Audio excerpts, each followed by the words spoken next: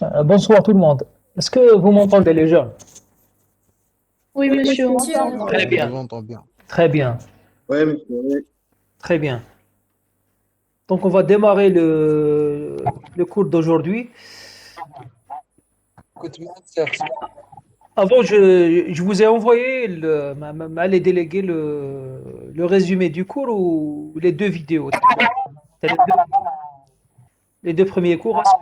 Est-ce que tout le monde a reçu a pu plutôt télécharger les enregistrements vidéo? Non. Oui, Ah, yeah. monsieur. Oui, Alors, monsieur. pour les gens qui n'ont pas pu إيه، enregistrer يرفدوا بزاف شيخ. فايت 300 ميجا. 300 ما أنا même pas fait 140 mégas وواحد فيها وقت une cinquantaine de mégas. هكاك واحد اوه فوالا واحد يرفد بزاف نورمالمون. Et بالك لا كونيكسيون تاعك عيانة عماد. ناقصة شيخ ظهر ناقصة. ناقصة. Essaye de le mettre. Les gens qui ont pu télécharger, vous pouvez le mettre sous YouTube. ديروا ايه في يوتيوب خير، في يوتيوب واحد خير. السيرفر خفيف. فوالا سينون اللي عندهم لارشان. ندير لكم اون شان وخلاص ندير اون شان يوتيوب. دير شان خير شيخ ظهر، دير شان خير. اوكي دوك ندير اون شان يوتيوب من بعد. بلا ما ديرهم في درايف وقايتك، تحطهم فوالا ديريكتومون في لاشين ونشوفهم. فوالا صح، نحطكم. سي براتيك. فوالا سي ميو. اوكي je vais le faire. bonne idée. ميرسي ماشي. Je vais le faire, je vais même ajouter des commentaires, même Thomas, vous pouvez interagir. Si vous avez des questions là, بعتوهم في la chaîne YouTube وخلاص. ان شاء الله شيخ. Ok, très bien, إن شاء الله monsieur. très bien. Donc je vais partager l'écran. Hein. Partager l'écran. On continue notre cours sur les propriétés physiques des roches. Est-ce que tout le monde arrive à voir le partage d'écran? وي بان سي وي Oui, وي بان. monsieur. Très bien, très bien. L'écran est Donc, partagé. Donc je le mets en diaporama. Avant de continuer, parce qu'il y a eu beaucoup de questions à la notion de porosité efficace ou totale. Donc j'ai fait quelques petites remarques sur la notion de porosité efficace. Vous pouvez le noter. Hein. La porosité effective ou la efficace peut être très inférieure à la porosité totale. Donc c'est juste pour vous faire montrer qu'il existe des fois des différences entre les deux. Parce que des fois, quand les pores ne sont pas interconnectés, donc la porosité totale diffère de la porosité efficace. Donc, on a comme quelques cas où les deux porosités ne sont pas égales. Donc, lorsque les pores de la roche ne sont pas en communication, qui marquent comme donc, ne sont pas connectés entre eux. Donc là, la porosité effective ou efficace, elle est très inférieure à la porosité totale.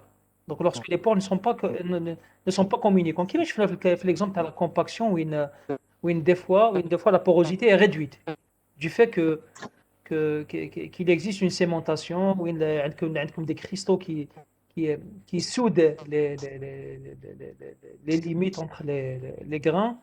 Donc tout cela, tout cela كما نقولوا تغلق الباب.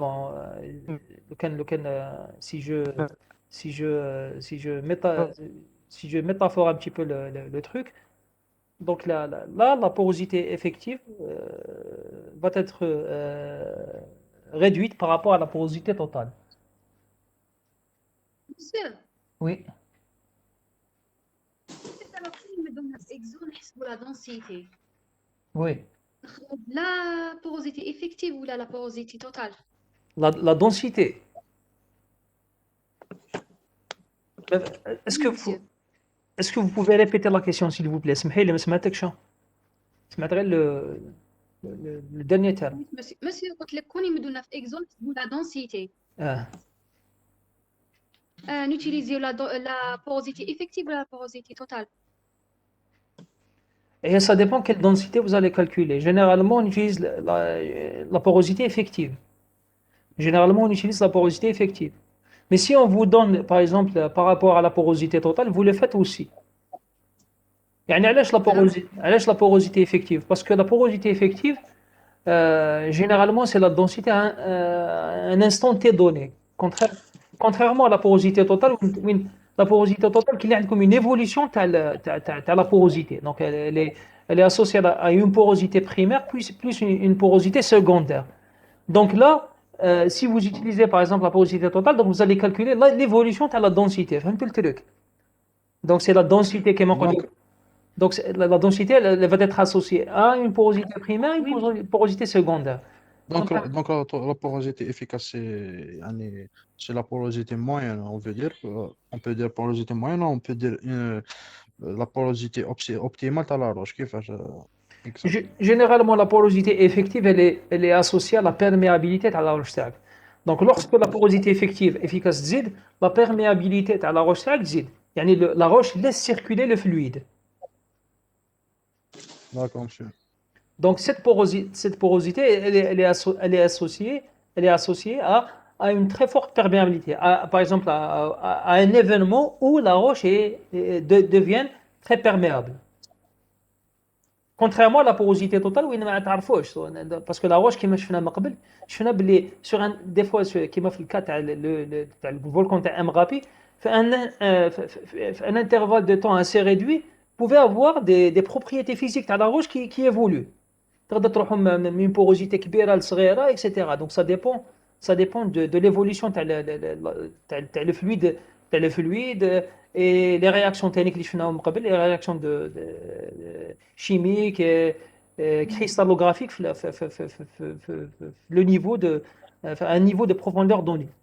Donc là c'est la porosité totale يعني c'est une somme de tout du tout. Donc il est difficile d'apprécier l'évolution تاع يعني la roche avec le calcul ou lorsqu'on calcule la porosité totale. Contrairement à la porosité effective ou efficace, à un certain moment, vous la calculez et vous déduisez est-ce que la roche elle est perméable ou pas. Donc, par exemple, celui qui veut évaluer un réservoir d'hydrocarbures, il vaut mieux qu'il calcule cette porosité effective ou efficace. Donc, à partir de là, il peut donner un jugement. La roche elle est perméable ou là elle est imperméable. Voilà. Donc, je ne sais pas si j'ai répondu à vos questions. Donc, si vous utilisez la porosité effective, qu'il y a comme une densité effective, en quelque sorte. Il y a comme une densité, un instant t donné. في هذاك le moment où il حسبتوا Mais si vous... Monsieur, s'il vous plaît, vous pouvez désactiver le sous-titrage. ما سمعتكش. Vous pouvez désactiver le sous-titre et يخرج sous-titrage من تحت. C'est à toi de le désactiver. Ok, je l'ai désactivé. Hein.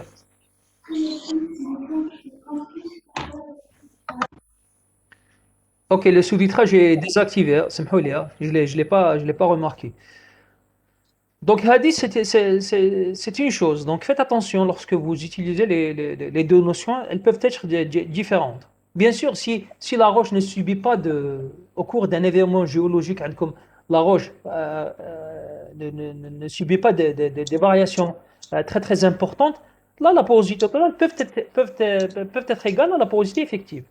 Donc, s'il n'y a pas Mais généralement, la roche تتبدل. يعني les propriétés physiques تتبدل parce que soit par un événement qui marche un événement à courte durée qui est un événement volcanique ou là sur des cas où sur des périodes géologiques larges des millions d'années où il y a des phénomènes de géodynamique où il y a de la sédimentation aussi etc. Donc la porosité peut évoluer même si elle évolue lentement mais elle évolue au cours d'une période géologique. Voilà. Donc, Monsieur, oui. monsieur, ça veut dire que ça va augmenter le total de porosité. Mais est-ce que vous pouvez reprendre, s'il vous plaît, le son. J'ai dit si la porosité augmente, ça veut dire que la porosité ça va développer, ça veut dire que ça va augmenter. شوف lorsque la porosité totale augmente. هنا ما على بالك parce que la porosité totale c'est une somme de porosité. يعني même s'il n'y a pas d'interconnexion entre les vides, تكون عندك زعما نقولوا la roche la porosité elle a augmenté une porosité totale mais Mais les vides interconnectés entre les roches sont toujours réduits. Donc là, vous ne pouvez pas évoluer la perméabilité de la roche تاعك, ما على بالكش. Mais lorsque la porosité effective augmente, هنا, elle a un lien direct مع la perméabilité. Donc la porosité effective, ou la efficace, lorsqu'elle augmente, donc la roche laisse mieux circuler le fluide. Donc ça, c'est une différence entre les deux. Je ne sais pas si j'ai répondu à votre question. Non, ce que je voulais dire, c'est par rapport à l'évolution que vous venez de la citer. Yeah. L'évolution de la porosité. C'est quoi en fait? Est-ce que c'est une augmentation ou c'est une... Ça dépend, l'évolution, elle peut augmenter, elle peut diminuer. Donc ça dépend. L'évolution, كيما شفنا في l'exemple تاع le volcan d'Emrapi, هنا كتشوف la porosité, elle évolue. Donc elle évolue d'une porosité très très réduite à une porosité moyenne, puis une porosité élevée. Élevée, elle descend, elle décroît aussi. Hop, elle décroît vers une porosité réduite, et puis elle recroît en porosité très élevée. Voilà. Au moment de l'épisode volcanique. Donc l'évolution, maintenant, ça dépend. Donc elle évolue, خلاص. Donc elle peut augmenter, elle peut diminuer, etc. On peut avoir des dons de scie. Elle peut augmenter et diminuer sur des périodes aussi d'échelle très très courtes. Donc faites attention. يعني كي تحسبوا une porosité, par exemple, كيما نتوما les géologues sur le terrain, il faut pas dire que la porosité حسبتها اليوم عاود حسبها. Si par exemple vous êtes sur une région qui est sismiquement active, ou là عندكم des phénomènes de volcanisme ou d'hydrothermalisme associés à une zone géologique donnée. Donc, il faut faire attention. Il faut prendre en considération que la porosité de l'accepteur, elle peut évoluer. Donc, il faut refaire les calculs de porosité. À chaque fois, تحسبوا اليوم عاودوا حسبوها سمانة من بعد عاودوا حسبوها un mois من بعد une année من بعد وشوفوا et vous appréciez من بعد l'évolution de la porosité. Donc, ça vous donne une idée sur le contenu de porosité et le calcul, sur la vraie valeur de la porosité effective ou efficace et sa relation avec la porosité totale.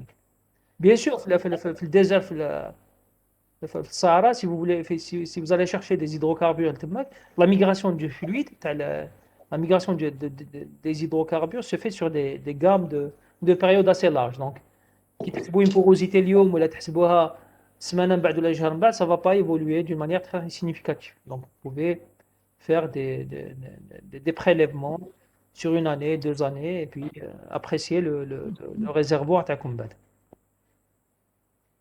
Donc voilà sur les questions d'évolution. Donc l'évolution de la porosité, elle évolue dans le temps. Donc soit elle augmente, soit elle diminue, soit elle augmente, diminue, بعد elle augmente, soit c'est l'inverse, etc. المهم elle varie. يعني كيقولوا une évolution de porosité, ça une variation de porosité. Donc elle peut être positive comme elle peut être négative aussi.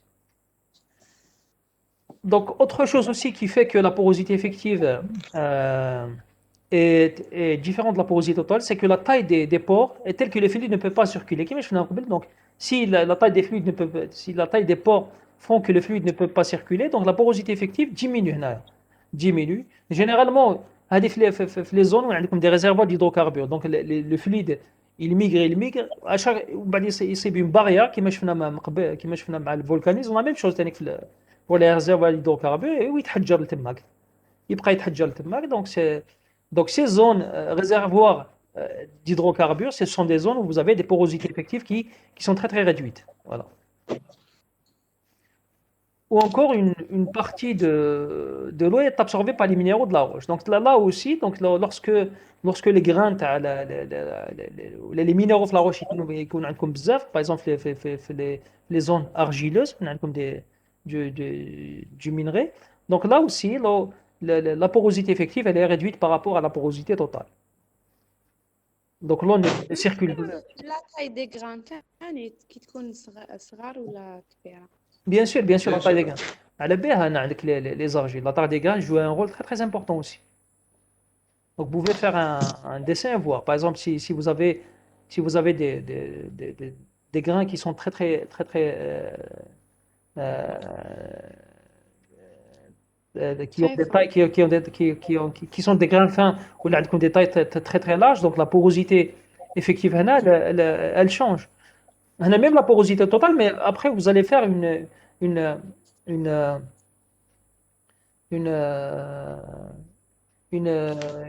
une comparaison entre les deux. Donc c'est pas forcément les zones où il y a comme des grains très très avec une taille assez élevée ou une porosité effective élevée aussi. Ça se peut que عندكم des phénomènes qui de compaction qui font que عندكم une porosité totale كبيرة mais la porosité effective elle est réduite. يعني la roche en elle-même ne laisse pas circuler le fluide. Donc là c'est des appréciations que vous faites من بعد.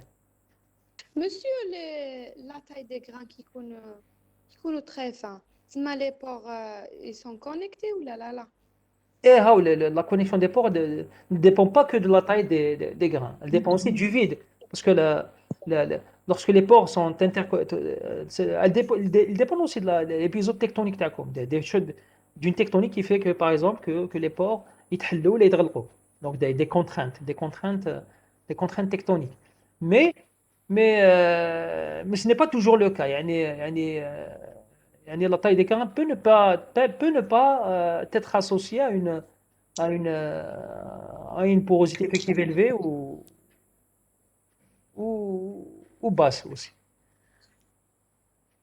Il faut prendre en considération le fait que la porosité effective, elle dépend du vide entre les grains. Elle ne dépend pas de la taille des grains, elle dépend du vide entre les grains. Mais bien sûr, lorsque vous avez des grains qui ont des diamètres كبار, qui connaissent كبار les grains تاعكم, généralement ils laissent plus de vide. Donc généralement la porosité effective est associée à la taille des grains pour la plupart des roches.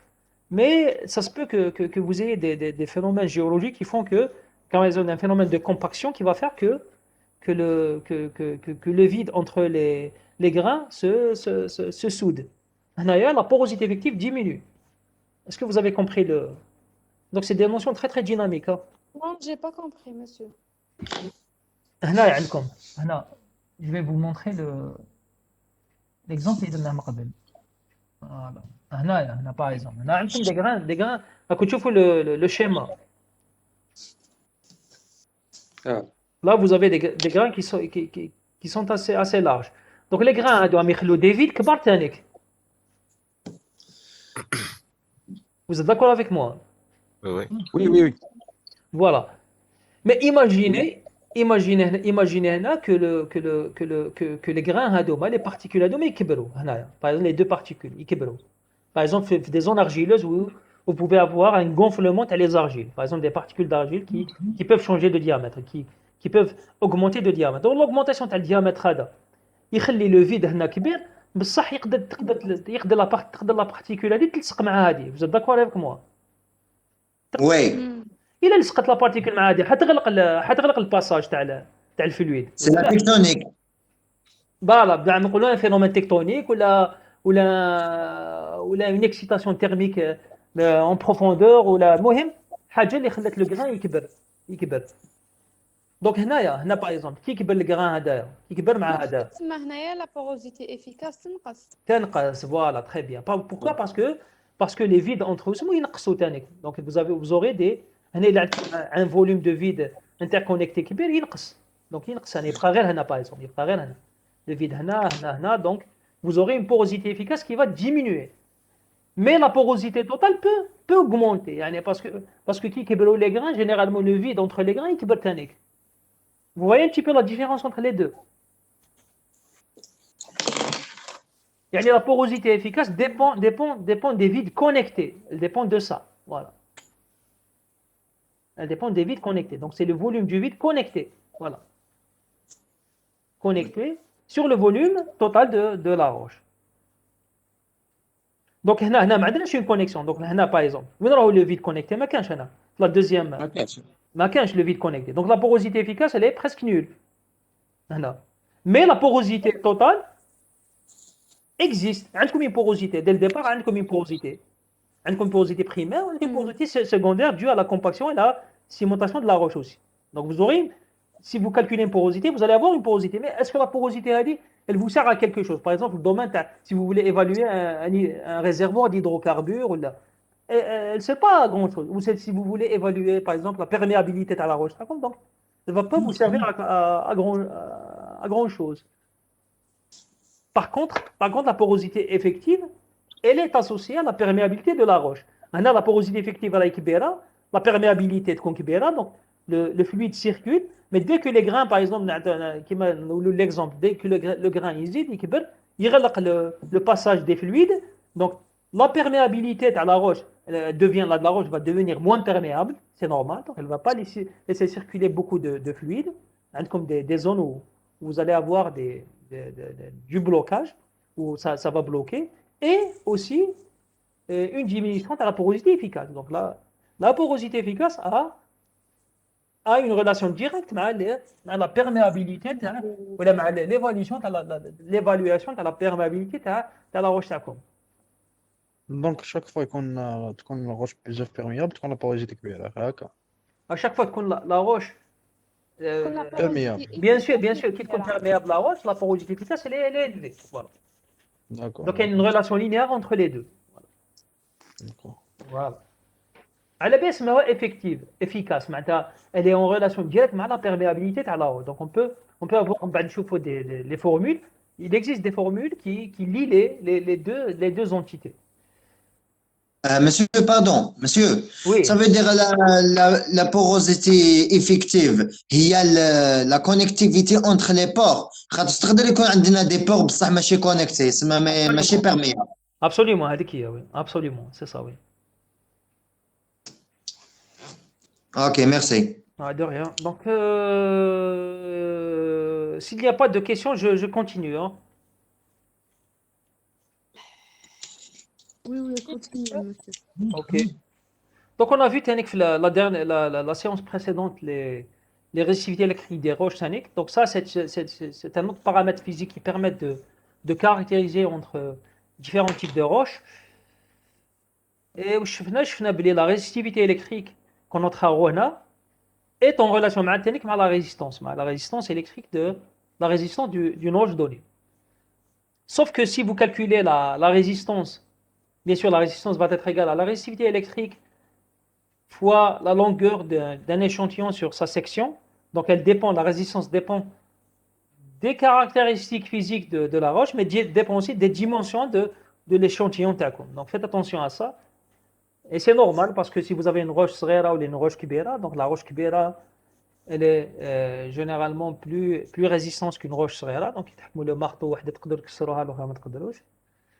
donc là, la notion de résistance ne permet pas de caractériser entre les différents types de roches. Par contre, la résistivité électrique est le paramètre physique qu'on utilise en géophysique pour caractériser ou pour évaluer la résistance d'une roche à laisser circuler le courant électrique. Pouvez-vous désactiver le sous-titrage? Ne nous dérangeons pas. Le sous-titrage, il est désactivé, les gens. ديزاكتيفي عندك حبيبي ماشي عنده. Voilà, donc. شوف وين كان الروبوت bleu désactivé. Si tu désactives ton sous-titrage. Le petit robot bleu هذاك ديزاكتيفيه حتى.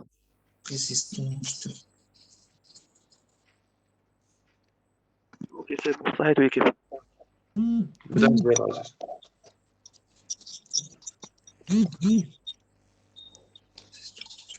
Donc on a vu aussi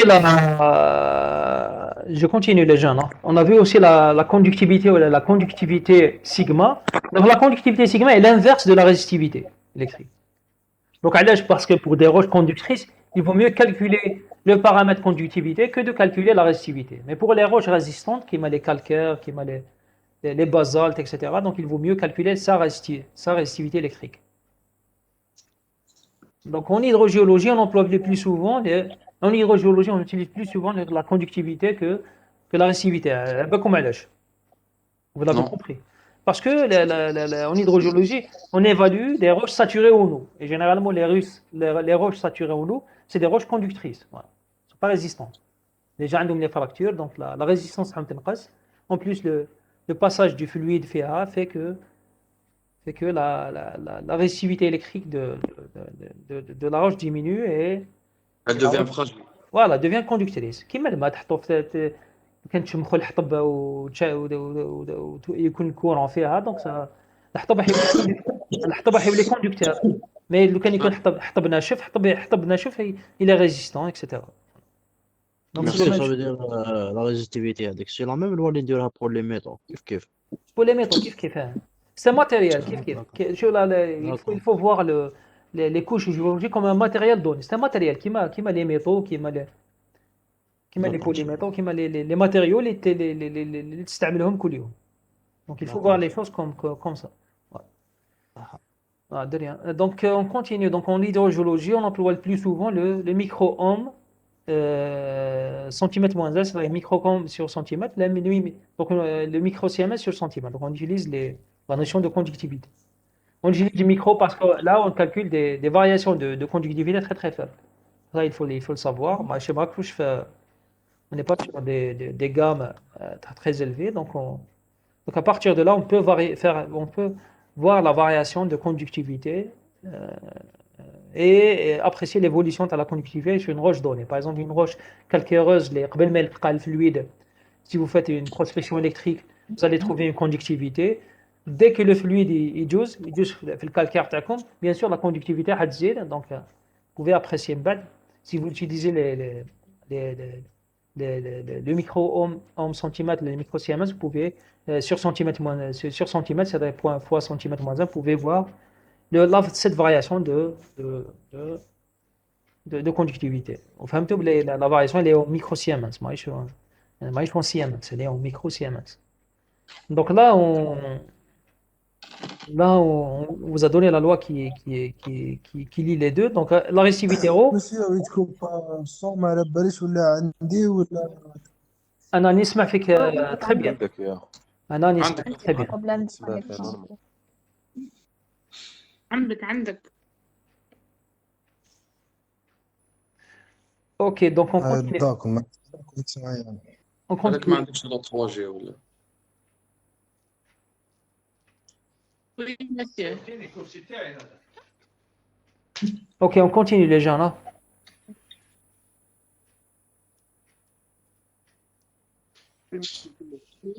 Ok.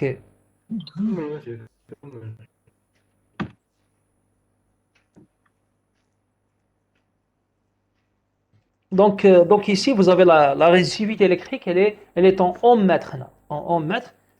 Elle est égale à l'inverse, 1 sur sigma, à l'inverse de la conductivité électrique.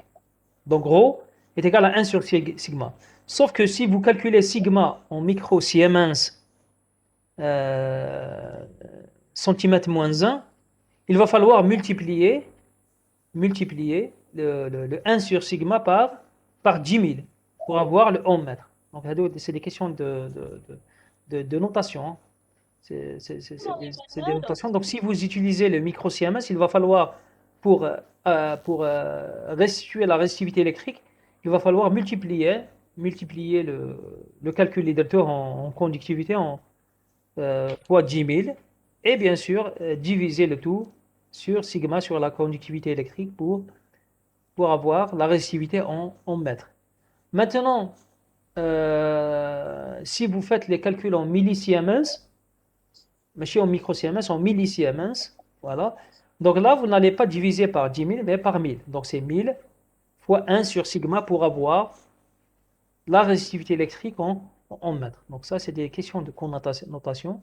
Donc si on vous donne par exemple, fait un examen sigma, la conductivité électrique en microsiemens, et on vous dit de déduire la résistivité électrique, vous allez diviser. par 1000. Voilà, très bien. Rho est égal à 1 sur sigma, donc vous allez inverser la conductivité électrique et vous allez la multiplier par 10 000 pour avoir la résistivité électrique en mètres. Monsieur, j'ai pas compris. عندك la conductivité électrique. Au microsiemens. نعطيك par exemple une conductivité en microsiemens ولا الماتيريال تاعكم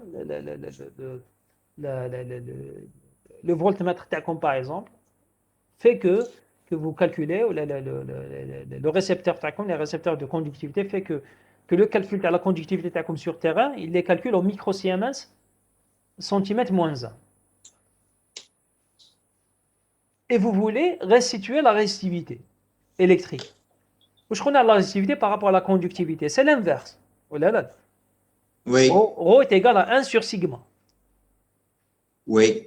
Sauf que si vous utilisez le micro-Siemens pour apprécier la conductivité sigma, On la divise par 1000. vous faites C'est 1, ça. vous faites 1 sur sigma, donc vous avez 1 sur sigma, vous avez la valeur de la résistivité, mais pour avoir la résistivité en mètres, parce que c'est l'indice qu'on utilise en géophysique. La résistivité elle est calculée en mètres, voilà. Donc si vous voulez apprécier la résistivité en mètres, il va falloir multiplier le 1 sur sigma taco fois 10 000. Fois 10 000. Alors, je dis 10 000 sur sigma, donc c'est 1 sur sigma fois 10 000. Donc vous avez multiplié l'inverse de la conductivité fois 10 000 pour avoir C'est juste une application numérique. application numérique, bien sûr. Là, si vous calculez bien sûr sigma en micro-Siemens centimètre moins 1. Maintenant, si on vous donne la conductivité en millisiemens, mètre moins 1, vous faites simplement 1000 sur sigma pour avoir la résistivité en mètres. Voilà.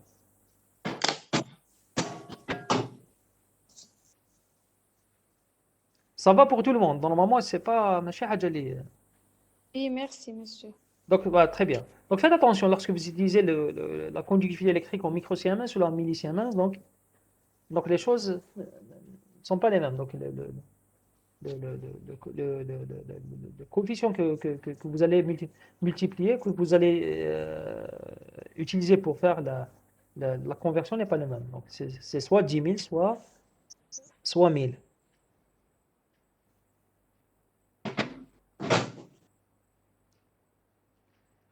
Qu'est-ce qu'on a vu aussi? On a C'est vu- quelle unité? Oui, Quelle unité pour la conductivité? l'unité de la conductivité. Oui. Quand il dit là, c'est le micro-Siemens centimètre moins 1, ou je mets centimètre moins 1, mais le micro-Siemens sur centimètre. Soit c'est le millisiemens sur le mètre. Donc ça dépend. Oui, d'accord. Donc c'est soit le micro-Siemens, soit le millisiemens. Donc ça dépend, en tous les cas, l'unité que vous allez utiliser dépend de la conductivité de la roche. Comme soit c'est une roche très très conductrice, soit vous avez des roches ou des variations de conductivité qui sont très très très très minimes. يعني تروحوا une roche, لو كان تروحوا une roche qui est très très conductrice à une roche qui a une conductivité très très basse. Donc là, vous pouvez utiliser le millisiemens mètre moins 1. Mais le cas de les petites variations de conductivité, non, il vaut mieux utiliser le micro-Siemens centimètre moins 1 comme unité de conductivité. D'accord, monsieur, merci beaucoup. Ok, de rien. Donc, on compte. Monsieur, je m'excuse, s'il Oui. vous plaît. Ce cours, il est enregistré. Il est enregistré, bien sûr, oui. D'accord, vous m'envoyez le cours. Je vais Parce que vous le envoyer. deuxième cours, on n'a pas encore. Là, بعت le lien, t'as le premier cours ou le deuxième. Mais je vais faire une chaîne. Apparemment, qu'il y a des gens qui ne peuvent Exactement. télécharger. Je vais faire une Une chaîne chaîne, YouTube. c'est mieux, c'est mieux. Voilà, une chaîne YouTube وين ندير فيها الاسبوع بعد لكم le lien تاعها وخلاص. Vous allez vous abonner puis vous allez D'accord. trouver à chaque fois les. Très bonne idée. والله. Très الله bien, يكون merci مسير beaucoup, بيه monsieur. حفظك. Ok, ça va. Merci. Ok, merci. نديرها de la semaine بعد لكم le lien, y a pas de souci. Inch'Allah, صح. Inch'Allah, ça va. Donc on compte. Monsieur, نديرو les exercices. On va voir. On va essayer de prendre une séance. Qui me le chapitre, نديرو un exercice ou les deux. On va débattre parce que c'est pas facile de faire des exercices sous visioconférence, mais on va essayer de. Monsieur, monsieur, parce que la géophysique, il y a gars les exos, genre, on m'a ça. Normalement, on regarde la pratique. C'est des applications. Bon, on va.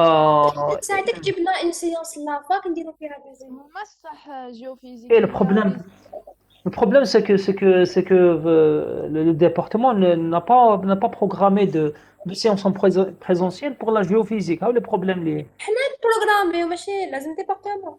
احنا اللي نديرو. monsieur, c'est mieux. كيفاش نتوما كيما العام اللي بروغرامي؟ فات نديرو une séance في لافاك نديرو فيها des exemples. فوالا سي اون بون ايدي. Voilà, monsieur, s'il vous plaît.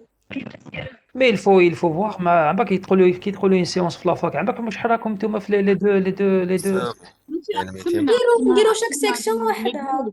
On va respecter les monsieur, gestes barrières. On va optimiser. respecter les gestes barrières, les 1 mètre, ولبسوا les masques وخلاص. C'est tout. نشوفو une salle كبيرة وchaque section وحدها. لا ما فهمتونيش le problème c'est que la salle كبيرة ما تكفيكمش. نقسمو. S'il vous plaît, le cours pour la fin de séance. من بعد on va voir si on peut le cours بعد voilà, on va débattre entre nous si on peut trouver des salles vides, des créneaux vides. Oui, on va faire deux ou Mais trois vagues et puis. Monsieur, s'il vous plaît, après la reprise, parce que bon, il y a des étudiants et je suis parmi eux qui ne sont pas à Alger. J'habite pas à Alger. Ok, là, Oui, ça. derrière. Il faut prendre dans considération ce fait. Hein. Après, on va débattre. On va voir si on peut le faire. Sinon, on le fait sous visioconférence. On va voir. S'il y a possibilité de le faire pour tout le monde, bien sûr, que ce soit ceux qui sont ici ou les rambades, donc il n'y a aucun souci. Voilà, donc les jeunes, on continue. Est-ce que vous arrivez à voir le partage de l'écran? Parce que راح monsieur. Ah, monsieur. Ok. خلاص. Merci. Et là, vous arrivez à voir? Ouais, c'est bon. Oui. Très bien. Ok. Donc on a vu aussi que le courant électrique peut s'écouler donc, dans une roche suivant deux modes distincts. Donc soit en mode conductibilité solide, c'est-à-dire à partir des minéraux qui composent la roche, soit par conductivité liquide ou électrolytique. Donc là, c'est surtout dans le domaine hydrogéologique où c'est le fluide lui-même, c'est-à-dire les ions qui composent le fluide qui génèrent le courant électrique.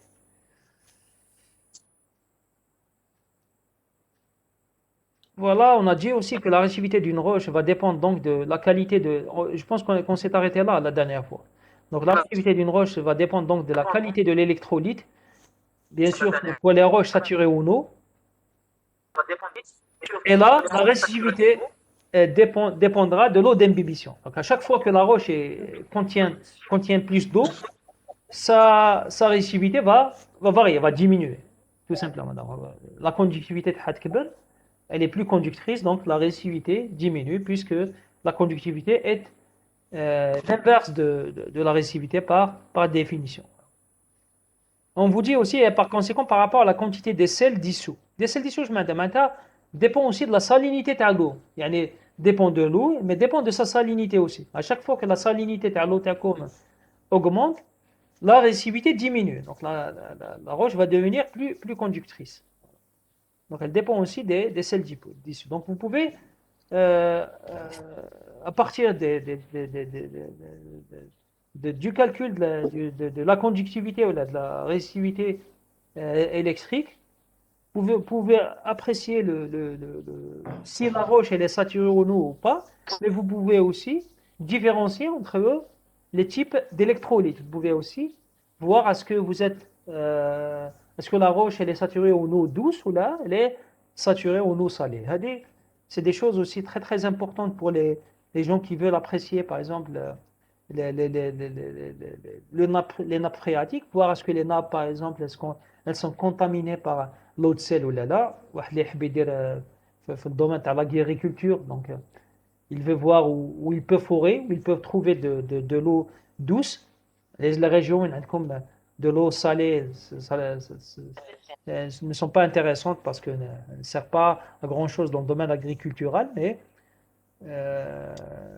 pour apprécier les zones où vous avez des réservoirs d'eau douce, donc cette La qualité de l'électrolyte peut être appréciée, peut être définie ou calculée à partir des méthodes de resistivité ou à partir de la conductivité électrique ou de la mesure de la conductivité électrique d'une roche. Donc ça dépend de la qualité de l'électrolyte qui et ça dépend aussi de la quantité de l'électrolyte. Donc la quantité de l'eau, en quelque sorte. À chaque fois que la quantité de l'eau augmente, donc la résistivité diminue. Donc la conductivité augmente aussi. Et du mode de distribution de l'électrolyte aussi, donc si vous avez une circulation de fluide la roche la roche laisse circuler le fluide, donc la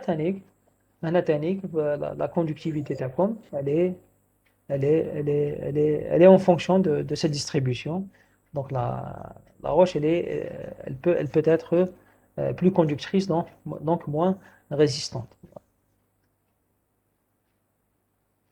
Donc, nous allons commencer les définitions une par une, d'une manière plus détaillée. Donc, qu'est-ce qu'on vous dit ici? On vous dit que quand un sel se dissout dans l'eau, il se dissocie en ion chargé positivement et en ion chargé négativement. Donc, la dissolution de les sels va créer une ionisation. Le fluide qui est contenu dans une roche. Et lorsqu'on applique un champ électrique, lorsqu'on excite le volume rocheux saturé en eau par un champ électrique, les ions vont se déplacer. Les ions positifs et négatifs, qui met les charges positives et négatives, vont se déplacer. Donc la roche en elle-même va créer son propre champ électrique. Donc ce déplacement est gêné par la viscosité de l'eau, bien sûr. Donc à chaque fois que l'eau, par exemple pour pour une eau de mer, par exemple, la viscosité de donc là, il n'y a pas de problème, le courant circule d'une manière très remarquable. Mais si vous avez des fluides avec une viscosité différente, qui est les hydrocarbures, donc là, la viscosité va gêner le déplacement des ions. Et le courant électrique généré par la roche va être moindre par rapport au courant électrique généré par une roche saturée en eau de mer ou en eau météorique, l'eau de pluie. Donc là, à partir de ce déplacement d'ions, vous pouvez aussi différencier entre les différents types de fluides, entre une roche réservoir d'hydrocarbures et une roche réservoir d'eau douce ou d'eau salée. Donc, qu'est-ce qu'on vous dit aussi? On vous dit que lorsqu'un ion atteint une vitesse limite, appelée la mobilité des ions, la conductivité sera alors maximum. C'est-à-dire que les ions, ils sont mobiles, mais la vitesse تزيد مع الوقت تزيد كي تحققوا une vitesse كبيرة بزاف limite sur كيما les vitesses supersoniques تاع l'avion. Donc là, la conductivité de la roche elle est maximale. Donc le degré de dissociation de les ions est élevé aussi. Donc ça, c'est pour la qualité de l'électrolyte. En deuxième lieu, sur la salinité. La salinité joue un rôle. Donc l'eau douce ou l'eau salée ont une conductivité différente. Donc si je veux schématiser tout cela par des formes physiques, donc ici on vous donne une formule. Donc on vous dit que la conductivité d'un électrolyte dépend en fait de la teneur en ions et de la mobilité des différents ions. Donc la teneur en ions, les ions le pourcentage des ions qui sont le volume rocher, et la mobilité aussi. Donc la mobilité qui est réduite, donc la conductivité t'inqas, mais dès que la vitesse les ions zid, la vitesse de circulation zid, la conductivité zid. Donc à partir de là, on a écrit une formule très très simple qui lie les deux paramètres, c'est-à-dire la concentration en ions et la mobilité. Donc la conductivité électrique ou la conductibilité, c'est la même chose, d'un électrolyte est en fonction de sa concentration en ions et de la mobilité en ions. Donc c'est la concentration fois la mobilité. Donc si la concentration augmente, la conductivité augmente, mais si vous avez par exemple deux roches avec les mêmes concentrations en ions, et vous avez des conductivités qui diffèrent, donc la variation de conductivité elle sera en fonction de la mobilité de l'ion. Voilà. la mobilité تاع l'ion. Donc elle peut dépendre de la concentration, elle peut dépendre aussi de la mobilité. Donc à chaque fois que la mobilité en ion augmente, la conductibilité ou la conductivité augmente aussi. Lorsqu'on parle de conductibilité ou de conductivité, on parle d'un paramètre qui est le même. Hein. Parce qu'en hydrogéologie, on utilise plus la conductibilité, mais en géophysique, on parle de conductivité. Donc c'est à peu près la même chose. Monsieur, Oui. le F, هذاك, c'est le degré de dissociation. Là, le F, là, non. Ça, c'est une question intéressante. Le F, c'est la fonction. Elle est en fonction de la concentration et de la mobilité. Le F, c'est une fonction. C'est-à-dire que sigma est en fonction. Qui mettre le X, Y est égal à F de X. Donc, c'est la même J'ai chose. compris, merci. Très bien. Donc, sigma est en fonction de la concentration en ion et de la mobilité en ion. Par exemple, عندكم deux volumes rocheux où la concentration en ion n'est pas égale. Mais la mobilité en ion تاعكم, les ions ont la même mobilité, ont la même vitesse de déplacement. واش معناتها؟ معناتها هنايا la chose qui va faire que la conductivité diffère sur ces deux roches, c'est leur concentration en ion, voilà, puisqu'ils ont les mêmes mobilités. Inversement aussi, vous pouvez avoir deux roches qui ont les mêmes concentrations en ion, mais des mobilités qui sont excitées un courant électrique, la mobilité en ion, mais chez kif. Donc la conductivité aussi va varier. Et vous pouvez avoir aussi qu'une même roche, la mobilité de l'ion qui évolue dans le temps. Parce que la roche, elle est le volume rocheux dans le domaine géologique, il est dynamique. Il varie dans le temps. Tu as une mobilité خفيفة, tous les sur des mobilités élevées. Donc la conductivité de la roche, elle va évoluer aussi. Donc faites attention. Donc, par exemple, les méthodes sur terrain, vous avez fait une prospection électrique, vous avez injecté du courant dans le sous-sol, vous avez calculé une résistivité électrique. Par exemple, une valeur, par exemple, de résitivité, c'est conductivité. On utilise plus le terme résitivité, mais par exemple, les hydrogéologues, les pétrophysiciens utilisent le terme conductivité. Donc, si vous trouvez des conductivités différentes, un même site géologique, donc ça peut être dû à une concentration en ion qui a évolué ou à une mobilité de l'ion qui est évoluée aussi. Voilà. Donc, en tous les cas, cette notion de conductivité dépend de ces deux paramètres fondamentaux, la concentration en ion et de sa mobilité, la mobilité de l'ion aussi. Donc, il y en a quelques valeurs, quelques gammes de mobilité des ions. Donc, vous avez le H+, qui est égal à 36,2 10 puissance moins 8 mètres par seconde. Vous avez le OH-, l'ion le OH- qui est égal à 20 points. Donc, on est sur des gammes qui varient, même le H+, un hydrogène, le OH-. Donc, vous avez 36,2 10 puissance moins 8 tel 20,5 mètres par seconde. Donc lorsqu'on oxygène l'hydrogène, on voit que la mobilité diffère. Donc, par exemple, il y a comme une roche où les ions, la plupart des ions qui la composent, c'est le H+, donc la mobilité est réduite. Mais si vous avez une roche qui a subi des réactions chimiques ou des précipités ou des dissolutions d'ions, un OH- qui est prépondérant, donc là, la vitesse en ion va augmenter et puis la roche va devenir plus conductrice, etc. Donc SO4-, la même chose aussi. Donc le sodium, 8,3 mètres sur seconde. Na et Ca, donc c'est les ions les plus... Oui.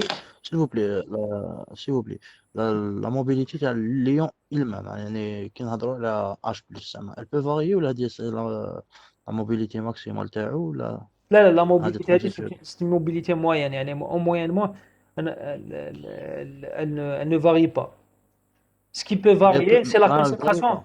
Ce qui peut varier, c'est la concentration en H+. Voilà, un volume rocheux. D'accord, monsieur. Voilà. Donc, هذا c'est constant, هذا 36,2 لا لا puissance moins 8, c'est constant. c'est une mobilité moyenne. Mais au cours d'un. Abak, c'est difficile parce que une roche, vous n'allez pas trouver qu'un seul ion. Vous allez trouver des, des,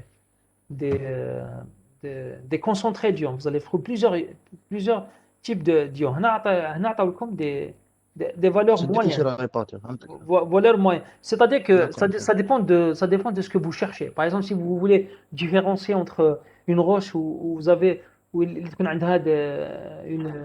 يكون عندها un volume ou une concentration d'ions H+ plus élevée par rapport à une roche où vous avez une concentration H- élevée. Donc là, vous allez supposer que la mobilité moyenne, vous allez utiliser cette mobilité moyenne pour différencier entre les deux conductivités, c'est-à-dire les deux types de roches. Mais bien sûr, sur un événement géologique donné, donc la vitesse et de la mobilité entre des concentrés de plusieurs ions, plusieurs ions présents dans une roche, va faire que la mobilité, va faire que la vitesse peut varier dans le temps aussi. Donc, on a une gamme moyenne pour différencier entre les différents types de. Donc, ça dépend ce que vous voulez. Si vous cherchez des choses très très dynamiques, donc là, vous pouvez avoir des variations de vitesse. Mais généralement, les vitesses moyennes, la gamme les gammes, elles se situent pour H+, en 36.2 10 puissance moins 8 mètres par seconde. Par exemple, H+, ما تقدروش تصيبوا des valeurs de H+, اللي حتزيد حتى ل 20.5 mètres par seconde. هذه c'est propre au H-. Donc faites attention à ça. تقدر تزيد شوية تنقص شوية. On peut aller de 36.2 le 37 ou elle peut diminuer aussi le 35, etc. 10 puissance moins 8. Mais les gammes de vitesse, les gammes sont propres à chaque ion. Donc, une gamme de vitesse propre à lui. Donc, vous voyez un petit peu. Oui. Monsieur, donc on a deux types de conductibilité. On a deux types de conductibilité, bien sûr. On a celle qui dépend du minerai, celle qui dépend des formes ioniques, des ions. Donc, monsieur, un domaine spécifique. يعني ال H+ عندنا domaine spécifique, le H- le domaine spécifique, et ainsi de suite. Bien sûr. Donc ça dépend ce que vous cherchez. Donc si vous êtes en face d'une roche où vous avez une quantité d'ions H+ élevée, donc la résistivité ou la conductivité va être différente à si vous êtes dans une roche, vous avez du OH- qui est prépondérant. Donc si je compare entre les deux, la même chose pour les autres. Bien sûr, les ions il y a beaucoup d'autres ions positifs et négatifs. Donc, parce que les réactions chimiques, les en profondeur, génèrent des quantités d'ions assez remarquables. Je vous ai donné quelques gammes de vitesse, de mobilité d'ions, c'est-à-dire des vitesses d'ions pour juste différencier entre la mobilité des ions qu'on connaît le plus, H+, OH-. Donc on voit que la mobilité est différente pour chaque type d'ion. Voilà. Oui. Pardon, monsieur, pour la formule, si on est en train de chercher sigma, c'est par rapport à la somme de tous les ions qu'on a comme demande. Vu qu'on a C1 fois V1, donc on cherche. Très bien. Donc ça dépend ce que vous avez. Par exemple, un échantillon, un échantillon, par exemple, le OH+ ou le OH- et SO4-. Donc, c'est la concentration en H+ fois la mobilité de H+, plus la concentration OH- fois la mobilité en H- plus la concentration en SO4 fois la mobilité de SO4. Mais par exemple, une autre roche, comme d'autres ions aussi qui entrent en jeu, dû à des phénomènes, par exemple magmatiques, ou dû à d'autres phénomènes tectoniques, ou d'autres réactions chimiques, qui font que vous avez le Na plus et Cl- en plus, sur un autre contexte géologique, vous avez des ions en plus. Donc, la conductivité va être égale à la concentration de H+, fois la vitesse H+, OH-, SO4, ou zidotanique, la concentration de Na+, fois sa vitesse et ta Cl-. Donc, vous voyez un petit peu. Donc, et bien sûr, puisque vous avez deux ions qui entrent en jeu, le deuxième volume rocheux, c'est ce qui va faire que la conductivité, t'as la deuxième roche va évoluer aussi. Bien sûr, ça va évoluer aussi des réactions chimiques. Si vous avez d'autres réactions chimiques, par exemple un volcanisme qui fait que vous avez le magma, le fluide montélique là, quand il se cristallise, un phénomène, un métamorphisme de contact, ou des phénomènes qui font que vous avez une cristallisation, ou une recristallisation, maintenant, comme des ions, en plus, des ions plus, des types d'ions qui vont apparaître. Donc là aussi, vous allez les ajouter la formule de conductivité, ce qui fait que la conductivité va varier aussi, dû à l'apparition d'ions supplémentaires. C'est quand on parle d'ions, on parle bien sûr de concentration de l'ion et ce qui caractérise le lion, les ions, c'est leur concentration et leur vitesse aussi. Voilà. Et ceci va influer le calcul de la réactivité TACO. Donc là, vous voyez que l'interprétation des données, par exemple, un géophysicien qui est sur le terrain, il يحسب une résistivité électrique ou une conductivité électrique, le problème ماشي في الحساب يقدر un technicien يروح للتيران تحسبوها etc. Le problème يلحق en tant que géologue نتوما في l'interprétation تاع les données تاعكم. Pourquoi la conductivité a augmenté, pourquoi elle a diminué. Donc là, il faut vraiment un travail très remarquable pour pouvoir interpréter les données. On le voit ici. Donc, pour des exemples, vous voyez que la conductivité électrique dépend de plusieurs paramètres. Voilà. Déjà, la conductivité. Oui, oui. Pardon, je m'excuse. Hein. Oui. C'est juste parce que, en voyant par rapport à la formule de la salinité, le sigma est interprété par f, une fonction. D'accord. Et on voit que à la fin, on a C1 fois V1. Donc, toute l'équation, elle est mathématiquement représentée par soit une somme interprétée par une fonction. Donc, on doit chercher une totalité de tous les éléments qu'on a. Absolument, c'est ça, oui. C'est ça, absolument, oui. Parce que le volume rocher, il est composé de plusieurs choses. Voilà. De plusieurs éléments. Donc, la conductivité à la roche TACOM, elle est aussi une somme de plusieurs éléments aussi. Voilà, très bien. Donc, ça va nous donner sigma fois R, la somme de tous les éléments. Donc, on doit chercher. Absolument, là, c'est la somme de tous les éléments. Avoir un nombre par rapport à une fonction, c'est ça.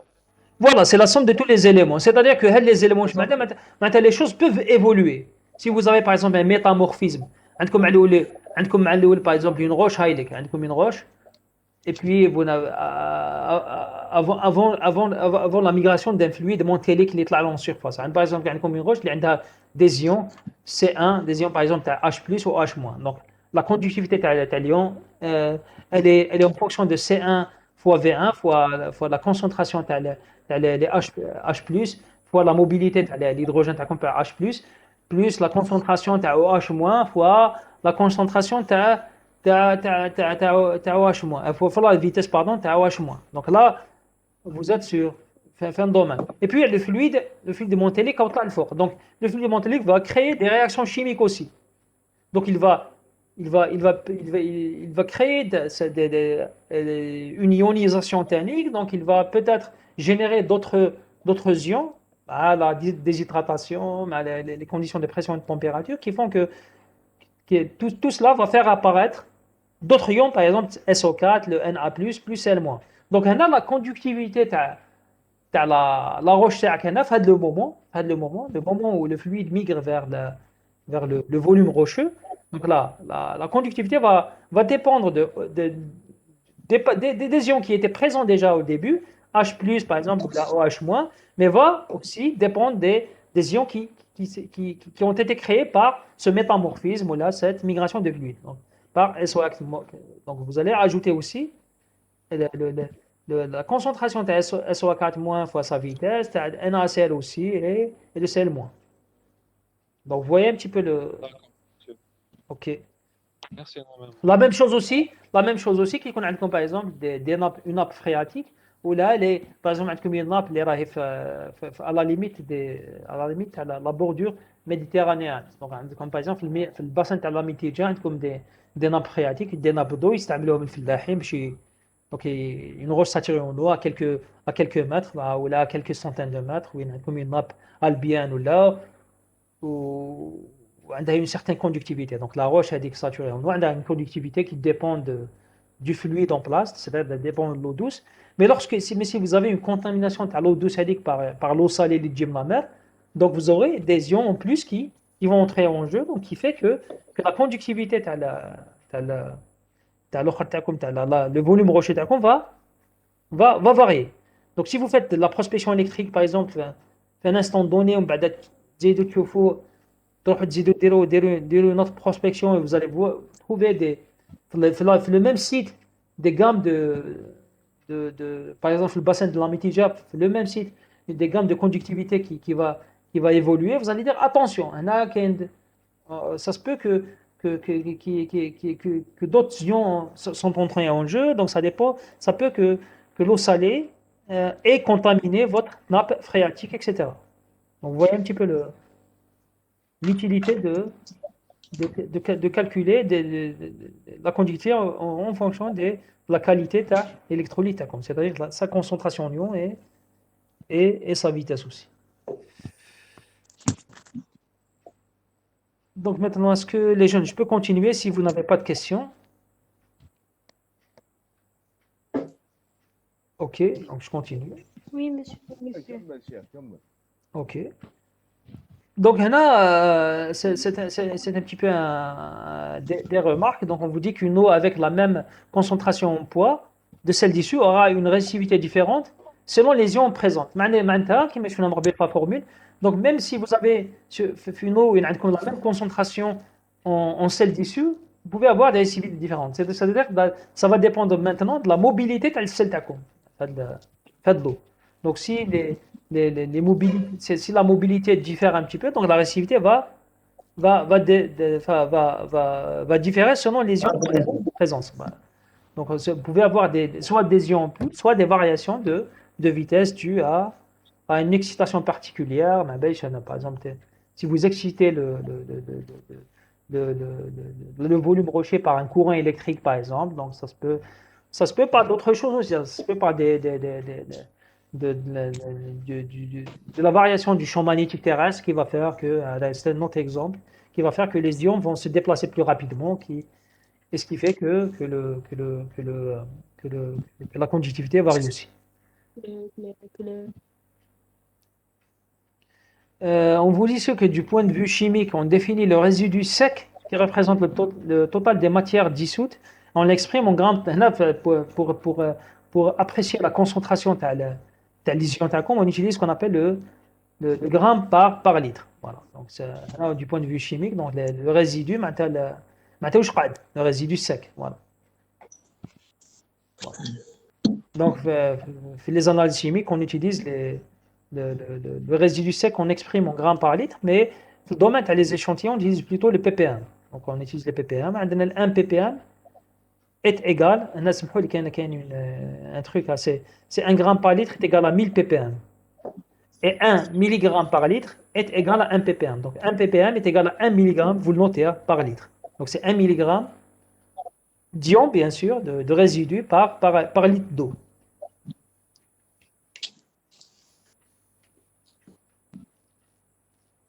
S'il vous plaît, monsieur. Oui. Vous pouviez répéter? Donc, pour le ppm, pour les grammes par litre, donc vous avez 1 gramme par litre Oui. est égal à 1000 ppm, est égal à 1000 ppm. Donc ça, et puis, c'est virgule, hein, c'est 1 mg, ça c'est autre chose. 1 mg par litre est égal à 1 ppm. Donc ici, c'est 1 mg par litre est égal à 1 ppm. Bien sûr, milligramme, le gramme, donc vous allez multiplier par 1000. Voilà. Monsieur, j'ai pas compris. Qu'est-ce que ça veut dire un ppm? Partie par million. Très bien. Particule, partie par million, la particule par million. On utilise plutôt les particules. On parle d'ions, c'est-à-dire les ions, c'est des particules. Donc, dans le domaine microscopique, on utilise plus le ppm que le gramme par litre. Voilà. Monsieur, Oui. كيفاش وقتاش نستعملوها هادي؟ أنا نستعملها pour définir le résidu, pour définir la concentration particule تاعكم. En ions, les concentrations, pour calculer des concentrations. Donc, on utilise le ppm. Et le ppm, 1 ppm est égal à 1 mg par litre. 1 mg, tu as le résidu sur un volume de 1 litre par litre. Chaque litre. Chaque 1 litre est comme 1 mg. Voilà. Donc, 1 ppm, ça veut dire que chaque litre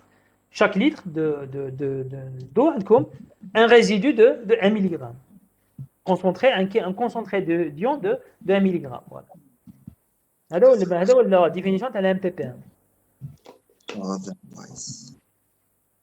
Donc, c'est un rapport entre la concentration en résidu sec sur le volume total. Voilà. Sur 1 litre. Maintenant,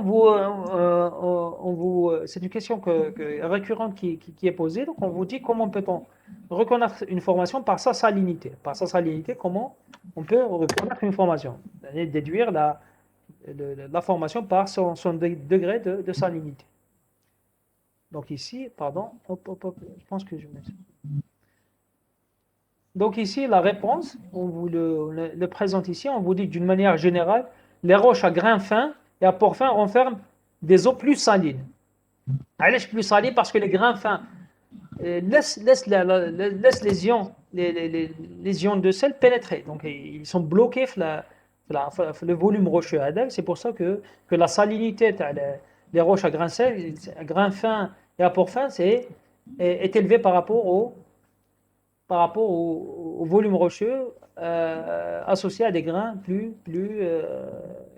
avec des diamètres plus remarquables. Voilà.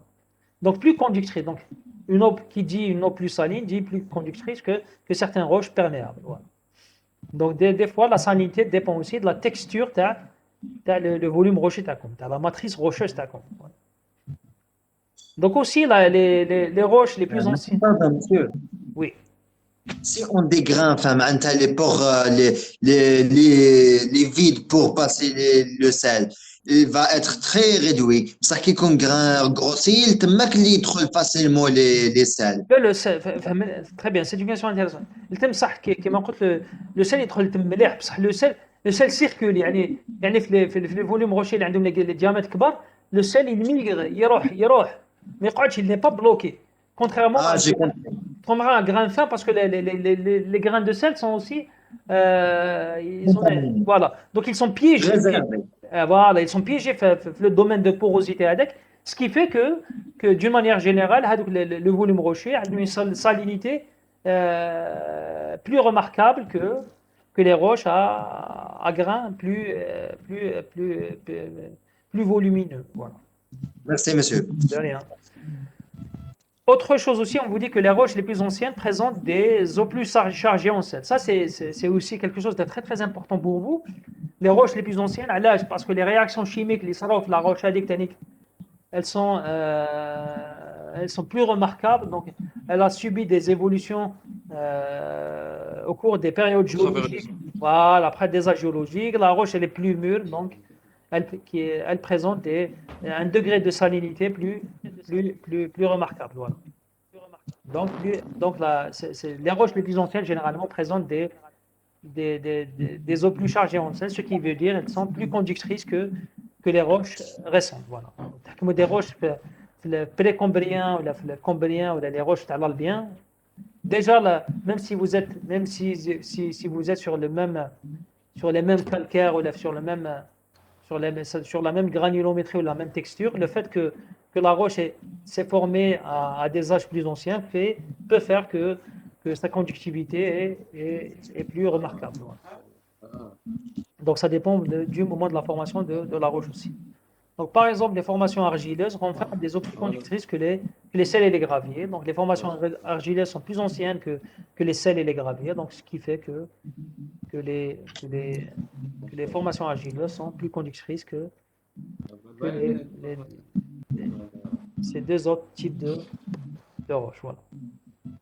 Bien sûr, une chose تكونوا على بالكم بها, si on parle de sel, on peut parler aussi de dompes de sel. En tant que géologue, tu as le phénomène de diapyrisme, les diapyres. Les diapyres. Oui, monsieur. Très bien. Donc les diapyres, c'est des colonnes c'est des zones où vous avez des dompes de sel, où vous avez des couches de sel très compactes, voilà, et des fois qui migrent en surface.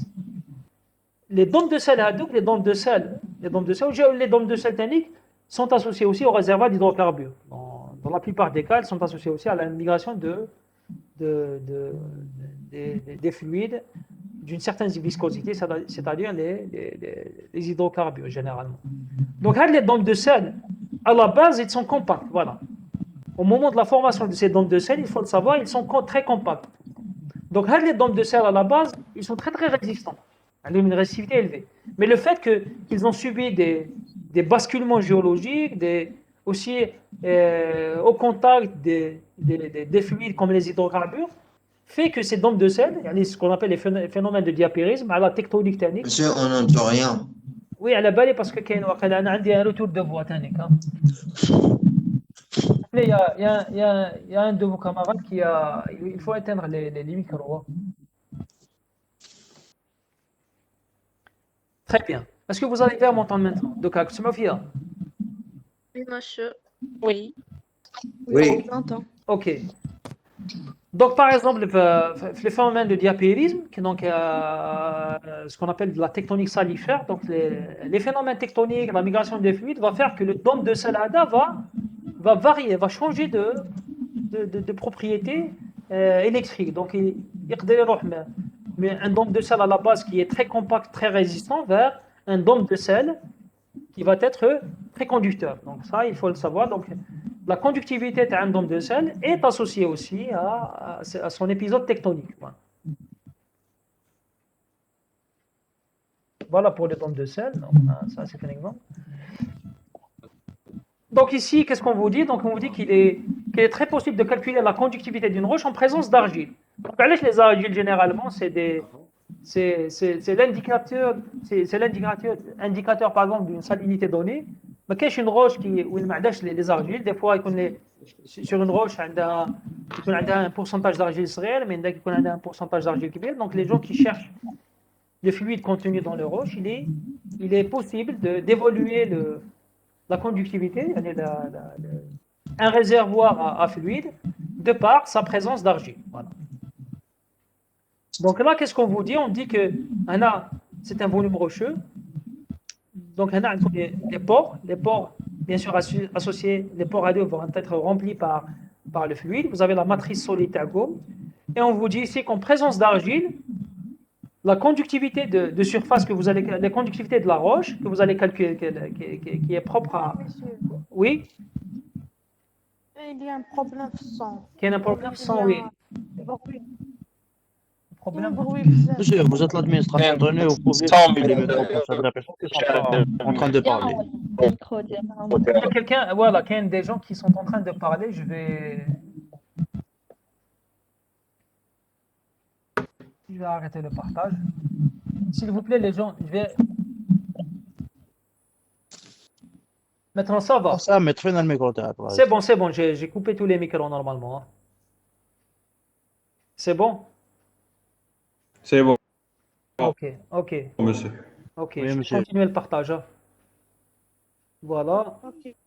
Alors, parce que j'ai comme option pour que vous puissiez activer le micro pour les questions. Lorsque vous allez poser les questions, voilà, donc j'ai désactivé le mode automatique. Maintenant, qu'est-ce qu'on vous dit? On vous dit qu'il est très possible de calculer la conductivité d'une roche en présence d'argile. Donc, en présence d'argile, la conductivité de la roche تاعكم va dépendre de la conductivité du fluide, voilà, sur le facteur de formation, comment s'est formée cette roche, plus la conductivité de surface, que vous calculez en surface. Voilà, la conductivité de surface. Vous savez, la conductivité de surface, c'est celle que vous allez calculer sur le terrain. Le terrain, lorsque vous allez utiliser les méthodes électriques ou les diagraphies dans le domaine pétrolier, vous allez calculer une conductivité de surface qui dépend de plusieurs choses. Celle qui apparaît en surface. Donc, maintenant, à partir de cette conductivité en surface, vous allez restituer la conductivité de la roche Taco. Donc, cette conductivité de la roche va être égale à la conductivité du fluide sur le facteur de formation plus cette conductivité de surface. Donc, ça en présence d'argile. En présence d'argile, vous avez ça. Donc, la surface argileuse Taco. Maintenant, en absence d'argile, cette conductivité de surface elle est presque nulle. Donc, elle est presque nulle. Donc, la conductivité de la roche Taco va dépendre de la conductivité du fluide et simplement de la conductivité du fluide et du facteur de formation. Donc, en absence d'argile, la conductivité de la roche, elle est en fonction du fluide, du contenu en fluide. Mais en présence d'argile, la conductivité de la roche, elle est associée à la conductivité, elle est en fonction de la conductivité du fluide, mais elle est associée aussi à la conductivité de le volume argileux. Donc faites attention à ça. Donc vous voyez que la présence d'argile peut influencer le calcul de résistivité que vous faites en surface. Pardon, quand on parle de conductivité de surface en AS, c'est la conductivité des argiles. Donc c'est la prospection. La conductivité sigma S, c'est la conductivité d'argile. Après, la prospection, après on va faire des exemples comment on calcule une conductivité de surface à partir des méthodes électriques. Mais ici, sigma S est associé aux argiles. Elle est associée à la présence d'argile. Parce que les argiles, ont des surfaces parce que généralement, c'est eux qui à peu près cimentent le volume rocheux, les diagraphies. Donc, c'est des choses qu'on va voir en bas. Mais ce qui est à retenir, les deux formules, c'est que la conductivité de la roche dépend du contenu en fluide, mais dépend aussi de la présence d'argile, le volume rocheux.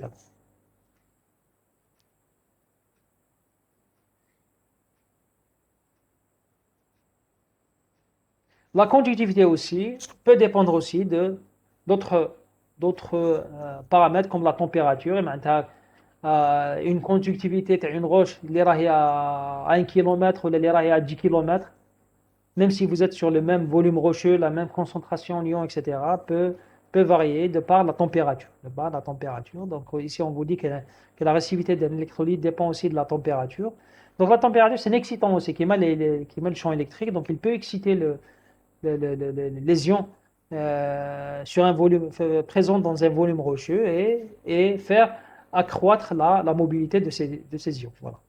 Donc on vous dit qu'une augmentation de température diminue sa viscosité, la viscosité du fluide, et la mobilité des ions va devenir plus grande. Donc lorsque la viscosité diminue, la mobilité, la viscosité diminue, le fluide est خفيف, donc la mobilité de l'ion devient plus importante, ce qui a pour effet de diminuer la résistivité, d'augmenter la conductivité, puisque la résistivité est par définition égale à l'inverse de la conductivité. Et ici, elle dépend aussi de la qualité, de la quantité de l'électrolyte. Donc elle dépend aussi de la quantité d'électrolyte, donc la quantité d'eau contenue dans les roches. La quantité d'électrolyte, maintenant, on a parlé de la qualité de l'électrolyte, les histoires de mobilité, de différenciation entre les différents types d'ions, mais elle peut aussi dépendre en quantité d'électrolyte, au volume de l'eau contenue dans les roches. Une roche partiellement saturée en eau, même si c'est la même eau, et une roche complètement saturée en eau, vont avoir des gammes de résistivité différentes, c'est-à-dire que cette résistivité est associée aussi à la porosité. Donc, une roche complètement saturée en eau, elle a une porosité efficace qui est là, une porosité qui est kibira par exemple, et lorsque la porosité diminue, donc si le volume, la quantité d'eau contenue dans la roche va diminuer, ce qui fait que la conductivité diminue aussi, et inversement la récivité augmente. Donc ici, on vous donne quelques exemples de récivité de roche. Donc pour l'eau de mer, on voit que la récivité elle est égale à 0,2 ohm mètre. L'eau de nappe, l'eau douce, vous voyez que la récivité kibret. Donc on part de 0,2 jusqu'à 10 à 30 ohm mètre. Donc là, les récivités changent d'une manière très très remarquable. Lorsque vous calculez le paramètre physique qui est la récivité par rapport aux autres paramètres, ça vous le mentionnez chez vous, hein, par rapport à, par exemple à la densité ou la porosité, le marqueur de la récivité, c'est qu'il varie de 0 à 10 000. Donc vous pouvez vraiment différencier entre différents types de roches. Mais une même roche, vous pouvez faire la différence entre une roche saturée en eau, une roche partiellement saturée en eau. Vous pouvez faire la différence entre une roche qui contient des eaux de nappe avec une roche qui contient de l'eau de mer, etc. Donc, les gammes de récivité qui varient de 0 à 10 000 en mètres peuvent vous faciliter la différenciation aussi entre les différents types de roches dans le domaine de la géologie ou de l'hydrogéologie. Donc, on a déjà... Monsieur, Oui. vous pouvez répéter s'il vous plaît? La récivité par rapport au la récivité, c'est un marqueur physique. C'est une des propriétés physiques d'une roche donnée.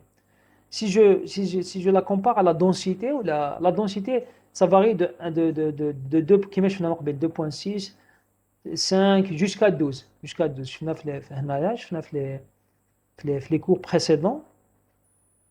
La densité. La densité, donc la densité, ça peut varier de 1.82 jusqu'à maximum pour les filons aurifères à 15.6, 19.4.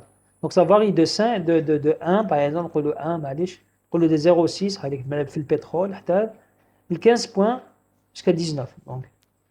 Donc les gammes de densité sont pas très, la variation n'est pas très large. C'est difficile de de 15 à 19, donc des fois c'est difficile de différencier entre les différents types de roches lorsque j'utilise seulement la densité. Par exemple, le pétrole, l'eau de mer. لو كان نحكم بالبترول l'eau de mer هنا هذيك لا densité تاعهم تروح من 0.6 0.9. دونك البترول يقدر يلحق ل 0.9 ولو de mer يقدر تكون la densité تاعو de 1.1. Donc تقدروا تحسبوا une densité de 1, c'est plutôt une densité de 1. Donc la densité de 1 تاعكم تقدر تكون due au pétrole, elle peut être associée au pétrole comme elle peut être associée à l'eau de mer. Donc vous voyez que les gammes ne sont pas très variables. Par contre, si vous utilisez un autre paramètre physique qui est pour les densités moyennes, par exemple à la Terre par rapport au lourd, il n'y a pas de problème. Donc vous passez de 5.5 jusqu'à 15, donc il n'y a pas de problème. Mais ici, surtout, le domaine, tu as un fluide qui a deux fluides qui ont des viscosités différentes, qui mettent le pétrole, l'eau de mer. Donc là, à partir de la densité, il serait très difficile de différencier entre les deux. Mais si je veux essayer de différencier entre ces deux types de fluides de par la résistivité,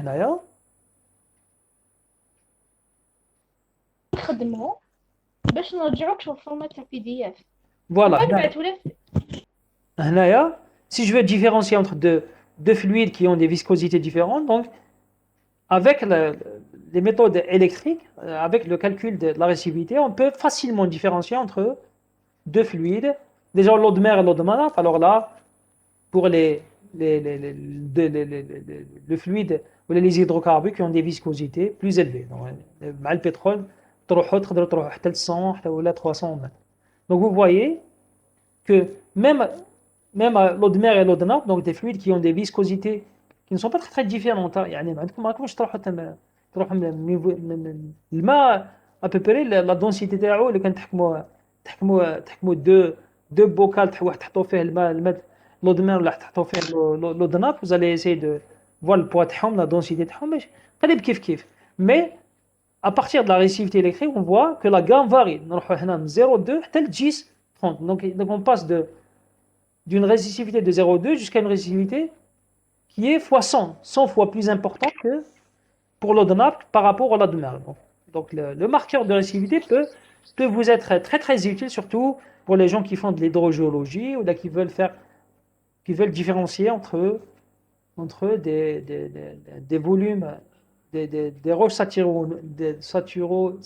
en eau, mais en fluide avec qui ont des viscosités différentes. Donc là, il vaut mieux appréhender le problème de par le calcul de la résistivité que le calcul de la densité.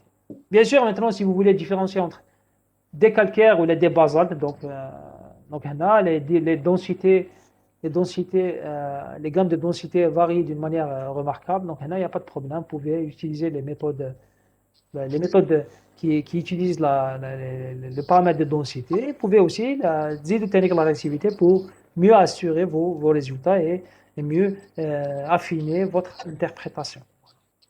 Monsieur, Oui, là on voit que l'eau de mer qui est plus salée, elle est à 0,2 et que l'eau de nappe qui est douce est à 10-30. bien sûr.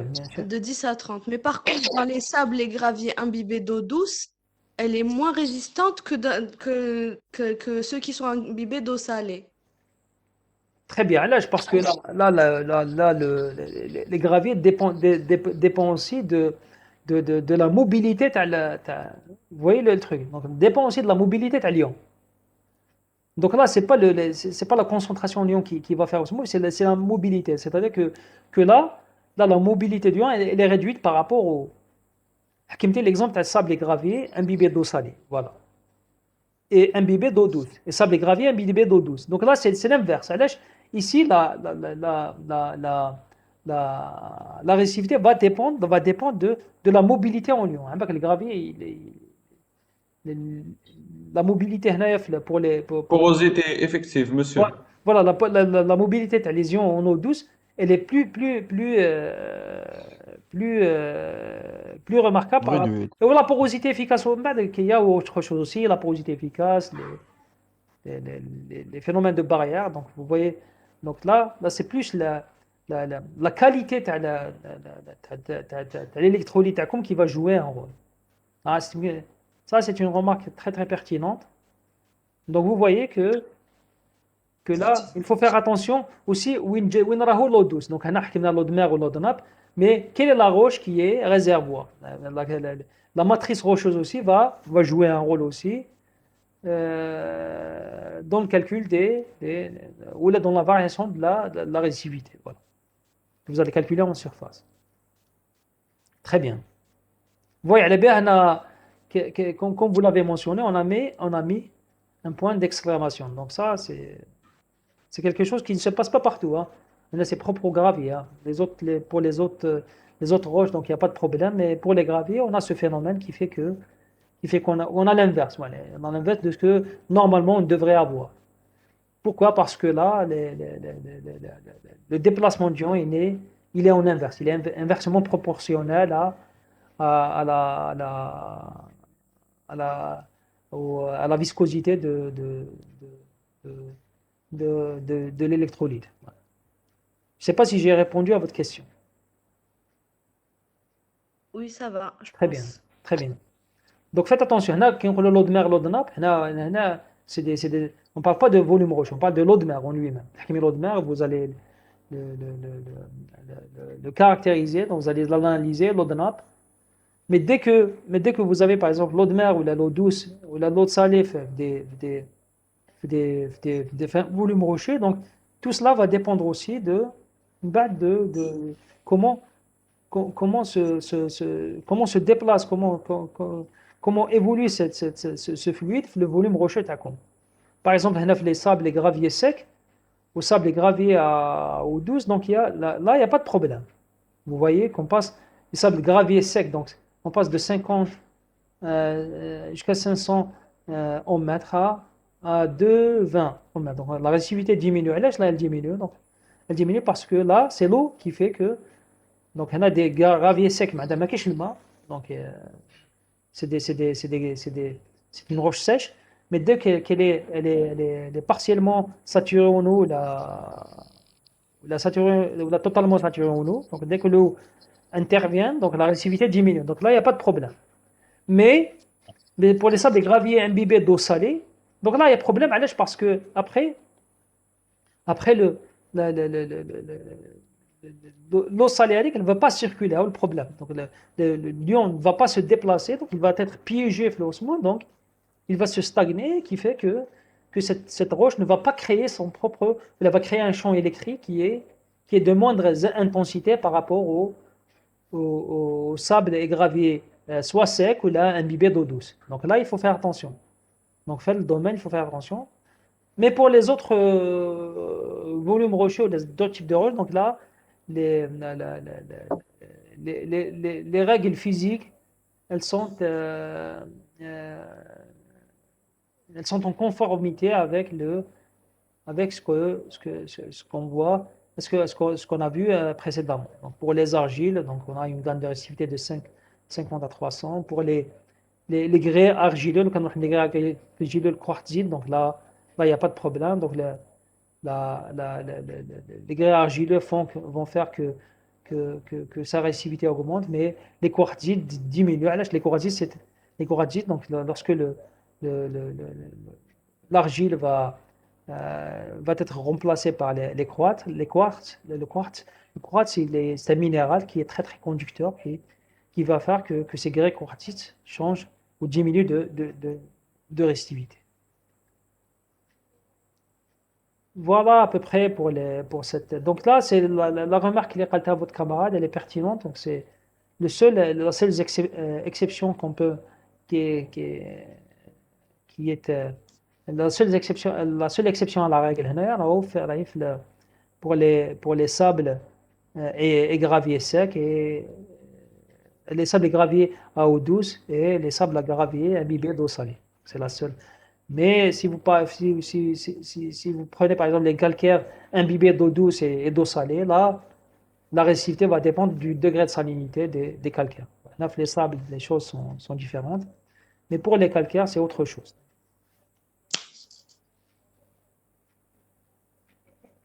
Donc voilà. Donc, pour aujourd'hui, on va finir par cette diapo. Là, je vais vous laisser. Je ne vais pas vous encombrer plus par ce cours. On va continuer le cours de propriété physique des roches la semaine prochaine, Inch'Allah, pardon. Donc on s'arrêtera ici pour aujourd'hui.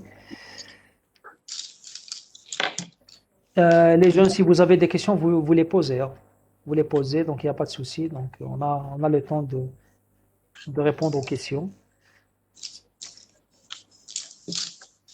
Monsieur. Oui. J'ai pas compris.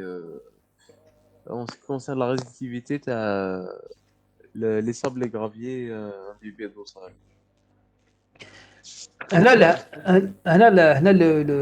Le sable et gravier imbibé d'eau salée, le problème qui se pose n'est pas dans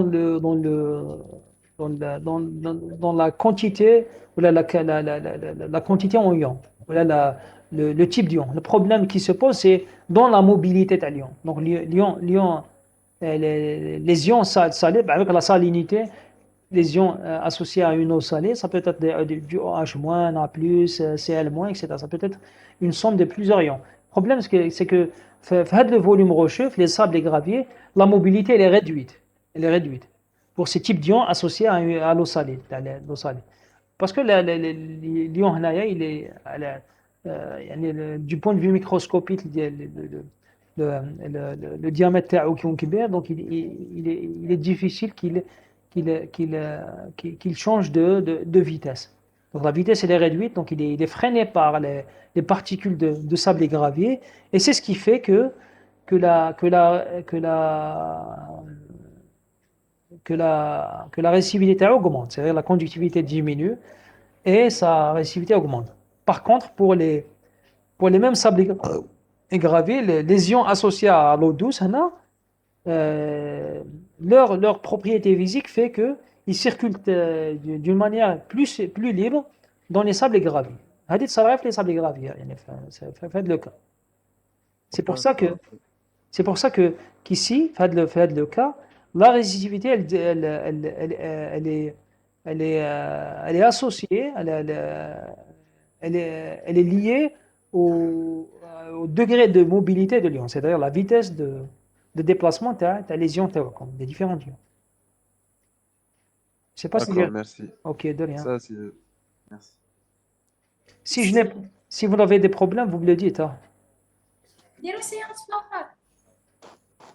Après, on va voir si on peut. Parce que عندك يدخلوا séance في لافاك شمانتها معناتها انتوما déjà راكو à peu près 1000 étudiants pour 2 sections. Déjà sous les séances sous Zoom déjà entre 500 à 600, même plus. Hein. Donc maintenant, il faut trouver des créneaux horaires où on peut déjà, où tout le monde peut venir, même les gens sur Alger, déjà, il faut qu'on divise en groupe, on se divise en groupe. Là, il faut diviser les gens en groupes. باش نلقاو لي كرينو نشوف شكون جروب عندنا باش نديفيزيو اون جروب باش نلقاو شحال لازمنا من كرينو وباش نلقاو لي صال. نلقاو لي صال même les salles techniques, Monsieur, j'ai une question. Oui. سمحوا لي نقول لكم après نقول لكم هذه après vous posez الكيسيون تاعك دار شوفوا إلا صبنا اون صال إلا عطاونا اون صال يقول لك عندنا اون صال دو ليبر هاد لا سيمين ولا صال هذيك ني با ليبر لا سيمين دابري دونك كلي ما درنا والو دونك il faut qu'on y ait des salles qui seront libres pendant واحد 4 ou les 5 séances. Donc c'est ça parce qu'on va diviser s'il faut faire des séances en présentiel, il faudra diviser les étudiants en groupes. Donc ماشي تقري جروب هاد لا سيمين وبعد السيمانه الجايه الاخر جروب ما يقراش ولا واحد il va être واحد il va c'est vrai voilà هاو لو بروبليم واحد يستفاد من séance en présentiel. Donc il faut réserver un créneau pour chaque groupe. faut programmer chaque groupe voilà لو كان الديبارتمون معكم بروغراما s'il y avait un programme pour le module de géophysique ça aurait été une aubaine pour nous mais Oui, donc C'est pour l'examen, c'est en présentiel ou en visio? Normalement en présentiel, normalement c'est en présentiel. Oui. Monsieur, ما نقدروش نديرو بروجي برك. لا الشيخ درنا بروجي ولا شاف هكذا. البروجي سي ديفيسيل مع الشيف ديبارتمون تاعكم. Parce que كيما درنا في الشيخ elle a donné un projet. جوست درنا بروجي. ما العام اللي فات جيوفيزيك درنا بروجي. لا درنا جيوفيزيك بروجي عطانا ان اكزامان دون زون جورني ورديناه العشيه وخلاص هذه. C'est difficile مع on va voir en tous les cas أنا j'opte plus pour ما نكذبش عليكم pour un examen présentiel là parce que c'est là où on peut évaluer les étudiants. Maintenant si on peut pas faire d'examen en présentiel, on va voir si on peut le faire pour la en distanciel. Elle a donné un projet à faire, tu vois, monsieur Maizi, qu'on devait faire une recherche et des calculs et on a une date limite qu'on doit rendre avant le 6 je pense. بصح هذاك نعطوا لكم كاع la même note parce que si vous faites si vous rendez les problème. شيخ العام اللي فات كونسيرن جيوفيزيك شيخ c'était des calculs, c'était des sujets différents pour les étudiants, c'était des calculs. دير دي كالكول يعطيك من الصباح للعشيه بون ماشي من الصباح بون عطاونا 9 نديناه له على 15 درنا لي كالكول تاعنا رديناه له في دي زيميل و سي بون هذه هي. Et le problème, c'est qui se pose, c'est que vous pouvez faire les calculs, تقدروا تديروا les calculs بيناتكم sur Skype وحدين. لا شيخ لا كان sujet, monsieur, c'est pas شاكان pareil. سون سوجي شيخ ماشي كيف اسمح لي بصح ما باكش حراكم هنايا ولا ما باكش؟ سي مام هكذاك صارت خلوطه كيفاش؟ كبيره بين على تسيكون بالها بين. كاين بزاف دي زيتيديون ما عطاوهمش لا نوت تاعهم. Pour exemple, pour 600 les 700, c'est même comme 700 projets, c'est impossible. C'est impossible de le faire. C'est impossible de donner. لو كان كنتو une centaine ou là jusqu'à 200 معليش نقدروا on peut donner même si c'est limite 200 projets mais يا حبيبي pour Au pire, vous savez ce que vous pouvez faire? Vous pouvez faire 700 700 et groupe, sur monsieur. on vous rend le travail, c'est-à-dire en 1 heure ou 1 heure et demie. نعطيكم نتوما ديروا السوجي وخلاص ديروه ايوا مليح كوريجيوه فوالا بزاف فوالا بعثوه لي بعثوا لي En fait, non, on vous dit ça parce que là, ما لحقناش. Avec ça, شيخ والله بزاف لي موديل شوفوا انا جاي vos camarades à l'année dernière. S'il y a à faire un examen présentiel, l'examen sera très très facile. انا غادي نوعدكم ça sera un examen sur des choses c'est vraiment de forme madame. ندو دي بون نوت معليش. لا بصح انا je suis large sur la correction et les sujets vont être les plus faciles au monde. يعني les sujets خلاص شيخ تهلا فينا وخلاص هذا ما كناش بريزونتير ولا mais parce qu'il faut que je vous évalue. هذا يقول صح parce que il faut évaluer l'étudiant. يعني واحد اللي يدير effort واحد اللي ما يديرش ماشي كيف واحد اللي يدير un effort maximal واحد اللي يدير un effort moyen ماشي كيف ثانيك. Mais ce que je vous garantis, c'est que le sujet,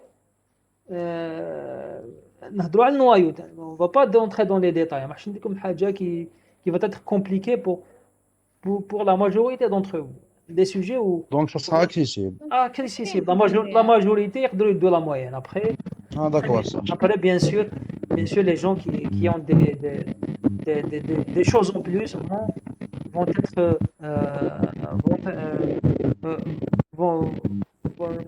ne vont pas être sanctionnés et vont être mis en valeur par rapport aux les gens qui ont une certaine appréhension, une certaine limite dans la compréhension de le module. Mais en tous les cas, ça... Une question, s'il vous plaît. Oui. ديروا ان سيونس نديروا فيها زيكزو اذا قدرنا في لافاك إلا قدرنا بيان سور سمحوا لي كاين ريتور دو سون ولا ما قدرناش اون فا فير لا سيونس نديروها لا شيخ مدنا ليزيكزو ونديرهم باش نكملوا كاع لا سيكسيون.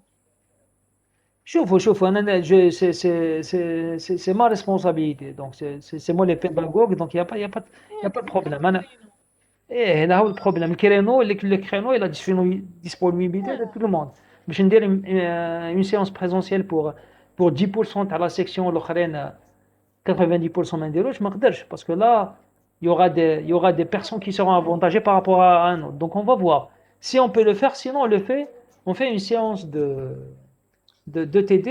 Vous nous envoyez vous nous envoyez les exos après نبعثهم لك ونحلهم en ligne كيف voilà نحلهم نحلهم en ligne ça va être on va essayer de نعطيهم لنا نعطيهم لنا نسيو نحلهم على بال يسنا نكملوا قبل après نديرو كوريكسيون خلاص chaque fois il faut apprendre à être méthodique en sciences نكملوا s'il vous plaît عباك كاين retour de voix نكملوا الاسمو نكملوا le chapitre تاعنا ومن بعد on va faire une application sur ce chapitre voilà.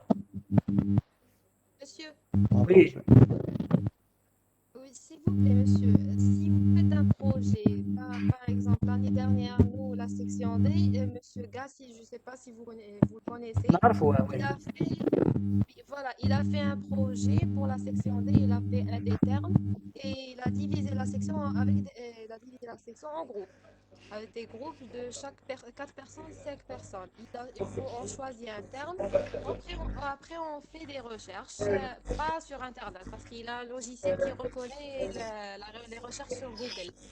Alors, il a dit de faire des recherches avec des livres ou des PDF hors de la section ou hors de la page. Après, il a noté, c'était des bonnes notes ou la plupart gardent.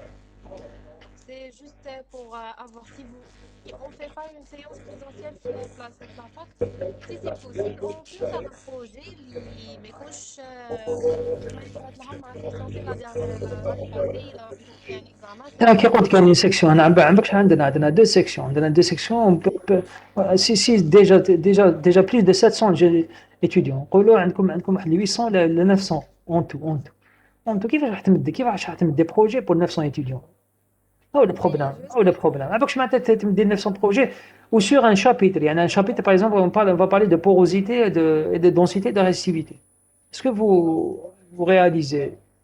On peut donner des projets, par exemple, pour les gens qui font du master, par exemple, qui font de la recherche. Là, on peut le faire. Mais pour vous, il y a des choses fondamentales, il n'y a pas de sorcellerie. Il n'y a pas de.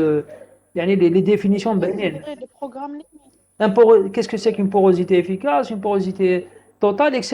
Donc, on ne peut pas donner des projets sur ça. Donc, je vous donne des choses. Voilà. Donc, ce qui est mieux à faire, c'est de faire un indé, c'est mon point de vue, c'est de faire un examen présentiel, mais de faire un examen de telle sorte que l'étudiant puisse avoir la moyenne déjà. Pour quelqu'un qui a compris le minimum du cours, puisse avoir la moyenne. Après, bien sûr, les gens qui excellent peuvent avoir des notes les plus larges possibles. Mais généralement, احنا العام اللي فات درنا les examens مع les L3, on a fait des cours sous Zoom, درنا des examens en présentiel où la majorité ont eu le module. Il n'y a pas eu de problème de. Monsieur, s'il vous plaît, la quantité des eaux contenues une roche. Oui. Vous m'entendez, monsieur? Je vous entends, oui. Oui, vous pouvez poser votre question. La connexion. La connexion, oui. Mais si vous avez si d'autres ont des questions, vous pouvez la poser le temps que votre camarade puisse se reconnecter.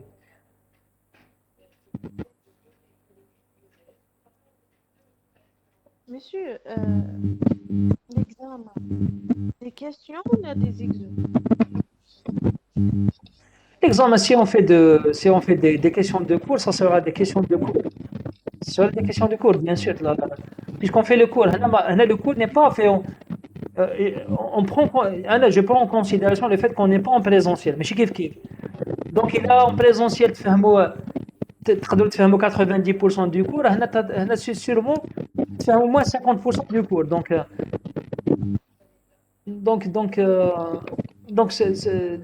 l'examen est en fonction de la méthode d'enseignement, des conditions d'enseignement.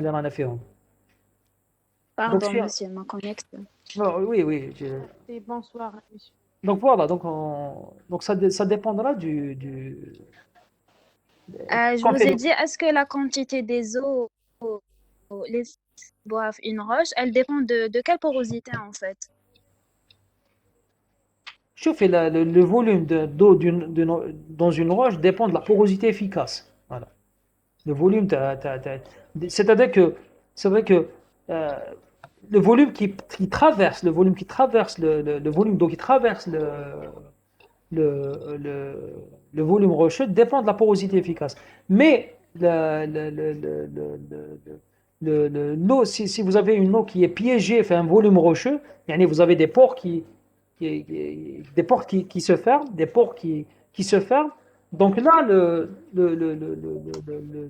le piégeage, le fluide va dépendre aussi de la variation de cette porosité efficace. Voilà. Donc de la réduction de cette porosité efficace. Mais si vous cherchez à avoir une idée sur la migration du fluide, voilà, le fluide, donc ça dépendra de la porosité efficace et si vous voulez apprécier le volume du fluide contenu dans la roche, donc ça dépendra de cette variation de porosité efficace. Autre chose, les jeunes. Donc on dirait هكذا Et on va voir. Si on peut avoir qui m'a connaît des séances en présentiel pour tout le monde, لازم يكون عندنا un créneau horaire assez large. Et les salles disponibles aussi. Donc là, ça, là, il n'y a pas de souci. Si on ne peut pas, on continue. Il a donné le cours, il a donné les exercices, c'est juste pour vous, pour vous faire voir autre chose, pour vous peut-être faciliter la compréhension tel cours là. Sinon, l'examen qui marque il va se poser seulement sur les choses qu'on a fait. Donc, عندكم الكور رانا نديرو كيف عندكم les enregistrements, donc ما راحش نخرج من حاجه اللي رانا نهضروا عليها دوك. Donc ça va être les choses vont être je pense le plus fluide possible pour tout le monde. Voilà. Allah. Oui. Monsieur. Oui Amir. عبد اللطيف شكون امير هضر واحد فيكم روح امير روح هضر.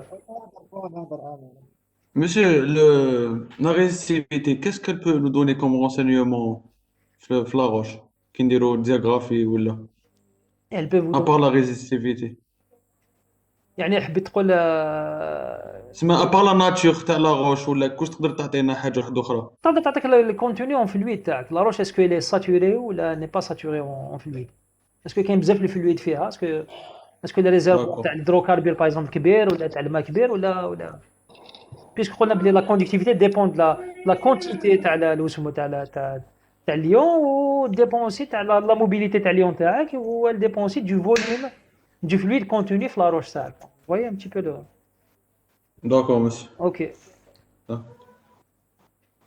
Oui, Abdelatif, vous avez une question? Monsieur, est-ce que vous pouvez envoyer des exos pour faire à la maison? نبعث لكم des exercices. Parce que si on peut trouver une salle vide, ça sera plus facile pour que... ايه لو كان نصيبوا ما تدخلش صال فيد باسكو صال فيد ما تكفيكمش لازم تخوفوا دي صال فيد ودي كرينو غير on est sûr que les salles vides seront vides يعني هاد لا سيمين دابخي دوك حنا حابين نلقاو دي صال فيد باش نديرو دي زيكزارسيس pour préparer l'examen. Mais d'abord, on a les exos. Après, on va corriger dans la fac. C'est bon, monsieur. Allez, je vais vous envoyer la série d'exercices. On va débattre. Si on peut la faire en présentiel, sinon on la fera en distanciel. Voilà. المهم tout le monde doit participer. Si on fait une séance de TD, il faut que tout le monde participe. هذا هو المهم. اوكي مسيو اوكي ماذا بك نقدر تاعي الا حبيت نبعث نبعث لكم في كل لا سيمين هذه نبعث لكم لا سيري ديكزارسيس juste pour que vous ayez une idée sur les séances de TD parce que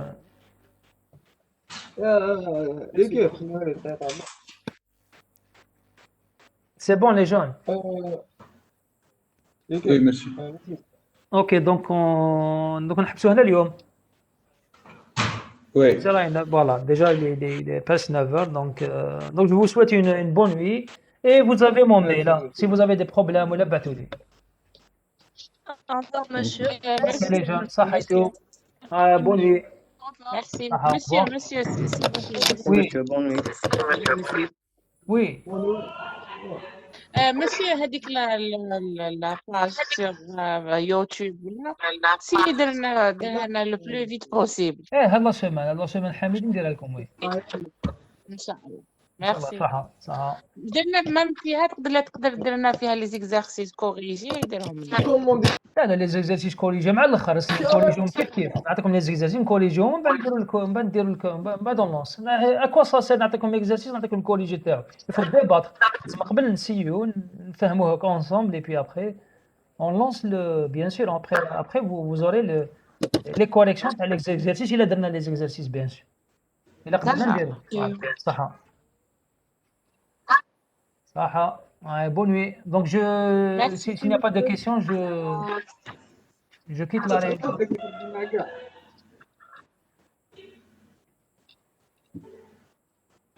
Allez les jeunes, Mala, بقوا على خير.